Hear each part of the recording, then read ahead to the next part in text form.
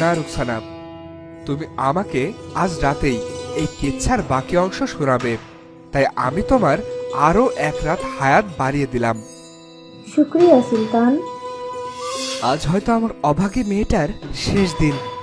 রুকসানা উজিরের কক্ষে প্রবেশ করলো। আব্বা হুজুর। কে মা? রুকসানা, তুই বেঁচে আছিস মা? হ্যাঁ বাবা, সুলতান আমার হায়াত আরো একদিন বাড়িয়ে দিয়েছে। দিন ফুরিয়ে আবার রাত নেমে এলো। রুকসানা, শুরু করো তোমার কেচ্ছা। আজ্ঞে সুলতান। সওদাগর, শুরু করো তোমার কেচ্ছা। আমার নাম জালাল। আমার দুই ভাই হেলাল এবং বেলাল। আমার বাবা তখন মৃত্যু পথযাত্রী। একদিন আমার পিতা আমাদের তিন ভাইকে ডাকলো।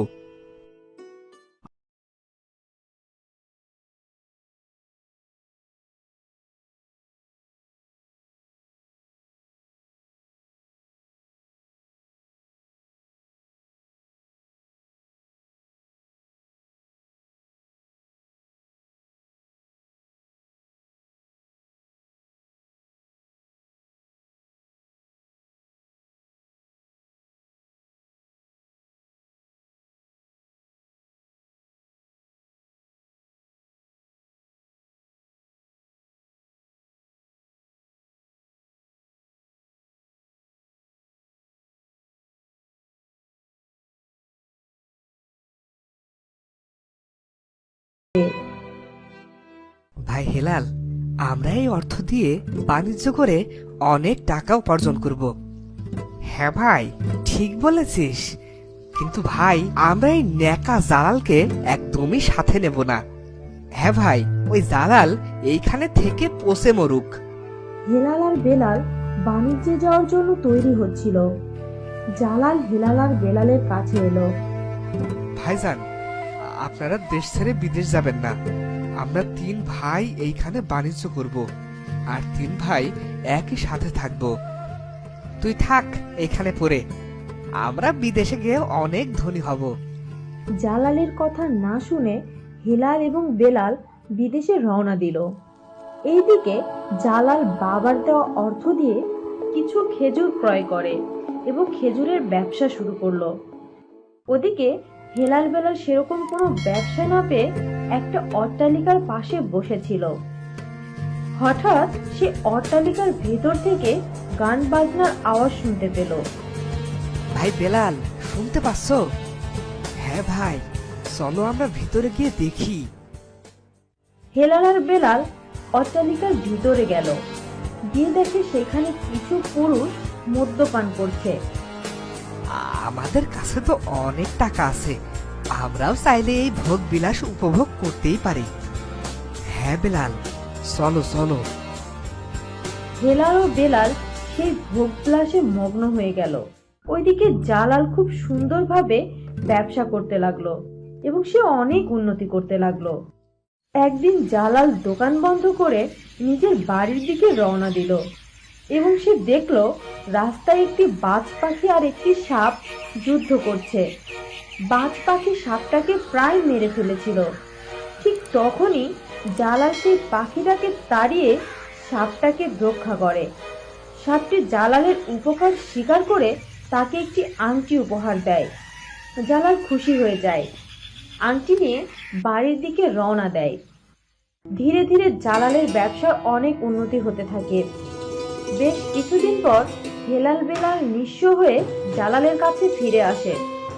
ভাইজান, তোমরা ফিরে এসেছো। আমি জানতাম তোমরা তোমাদের ভুল বুঝতে পারবে। ভাই, তুমি এত সম্পত্তি কোথায় পেলে? আব্বাজানের দিয়ে যাওয়া অর্থ দিয়ে ব্যবসা করে আমি এত কিছু করেছি। আব্বাজানের দেয়া সব সম্পত্তি আমরা হারিয়ে ফেলেছি। দয়া করে আমাদের দুজনের আশ্রয় দাও। না না ভাই, এ কি বলছেন আপনারা? আপনারা নির্দ্বিধায় এখানে থাকতে পারবেন। হেলাল ও বেলাল জালালের এত সুখ মেনে নিতে পারল না। তারা জালালকে মেরে ফেলার জন্য সিদ্ধান্ত নিল। হেলাল ও বেলাল সাপুরের বাড়িতে যায়। তারা একটি বিষধর সাপ নিয়ে আসে।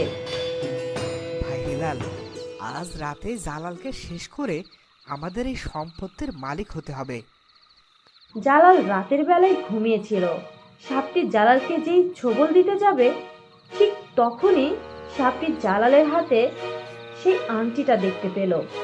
আর তার বন্ধুকে দেখতে পেয়ে ছোবল না মেরে তার বিশ্বাসঘাতক ভাইদের ছোবল দেওয়ার উদ্দেশ্যে তাড়া করলো। জালালও নিজের ভাইদের বাঁচানোর জন্য সাপের পেছন পেছন ছুটতে লাগলো। ভাই জালাল, জালাল বাঁচাও আমাদেরকে বাঁচাও। আমরা না বুঝে তোমার ঘরে সাপ রেখেছিলাম। আমাদের ক্ষমা করে দাও, আমাদের বাঁচাও, আমাদেরকে দয়া করো, আমাদেরকে বাঁচাও। জালাল নিজের ভাইদের বাঁচানোর জন্য সাপের কাছে মিনতি করতে থাকে। সাপটি জালালের কথা রাখতে হেলাল ও বেলালের তুলে মুক্ত করে দেয়। হেলাল ও বেলাল নিজের ভাইয়ের কাছে ক্ষমা চায়। জালাল আবারও তাদের ক্ষমা করে নিজের বাড়ি নিয়ে যায়। আজ থেকে তোমরা আমার ব্যবসা দেখাশোনা করবে। একদিন হেলাল ও বেলাল তার ভাই জালালের সাথে জালালের দোকানে বসেছিল। হঠাৎ জালালের দোকানে ভিক্ষুক আসে এবং জালাল নির্দ্বিধায় কি মুক্ত হস্তে দান করে। এই দান করা দেখে হেলাল ও বেলালের লোভ আরো বেড়ে যায়।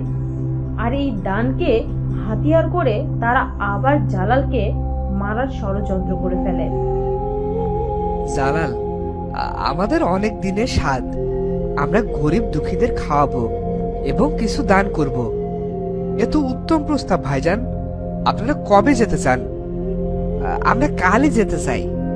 ঠিক আছে ভাইজান, আপনারা ব্যবস্থা করেন। পরের দিন জালাল, হেলাল, বেলাল রওনা দিল। রুকসানা, বলো এরপর কি হলো? সুলতান, আজও সকাল হয়ে গেছে আর সাথে সাথে আমার হায়াতও শেষ।